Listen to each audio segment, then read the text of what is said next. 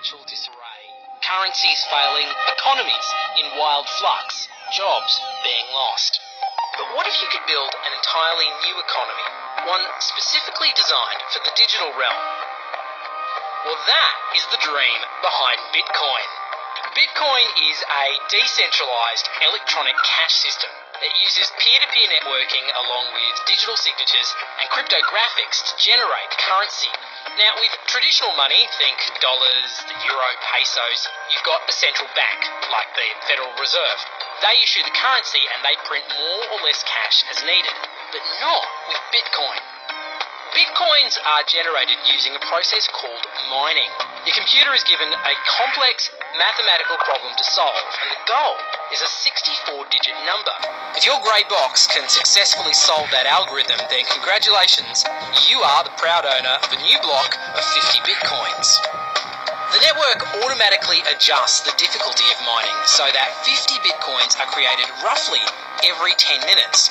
The reason they call it mining is because there's a set number of Bitcoins that can ever be mined in the system. There's only 21 million Bitcoins that will ever be created in total. You can't just print off cash like they do in the real world. You're digging it out of the system like precious metals from some mathematical mine. Right now, a Bitcoin is roughly worth $70 US. Last year, miners generated the equivalent of $16.7 million worth of Bitcoins, and we're only halfway down the mine shaft with over 10 million Bitcoins unearthed already. Like any economy, you don't want too much too fast, because then the value of your currency drops, or so slow that your economy grounds to a halt. It's designed to be a self-stabilizing economy. Whether it actually is that way, though, well, that is a little bit more complicated. Welcome to the exchanges.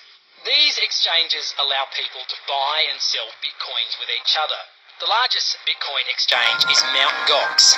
And it's here that you can purchase Bitcoins using local currencies. You can even store Bitcoins too.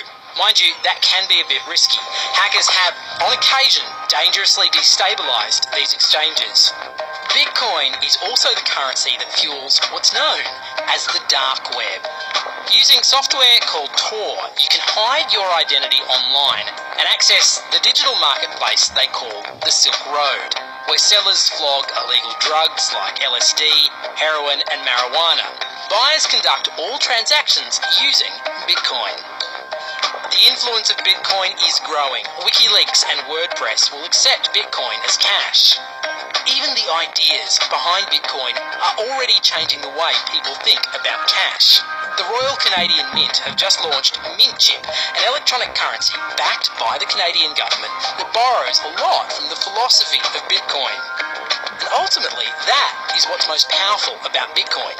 Not the coins itself, but the way it can change the way we look at, think about, and most importantly, spend our money.